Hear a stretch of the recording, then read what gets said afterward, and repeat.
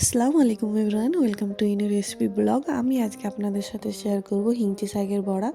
শাকটাকে আমি কুচি কুচি করে নিয়েছি, পেঁয়াজ কুচি, লঙ্কা কুচি, আদা রসুন পেস্ট, 2 বাটি বেসন।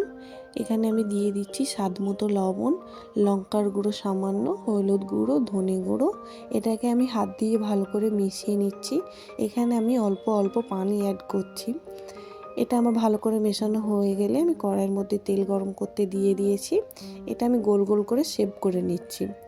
আমি হিংচে শাকের বড়া অনেকবারই খেয়েছি দোকানে, গোটা গোটা হিংচে শাক দিয়ে ভাজা যায়, কিন্তু এইরকমভাবে আমার শাশুড়িমা বলছিল এইভাবে নাকি খেতে খুবই মজাদার, খুবই টেস্টি হয়। একবার বাড়িতে বানিয়ে দেখুন, খুবই মজা লাগছিল খেতে।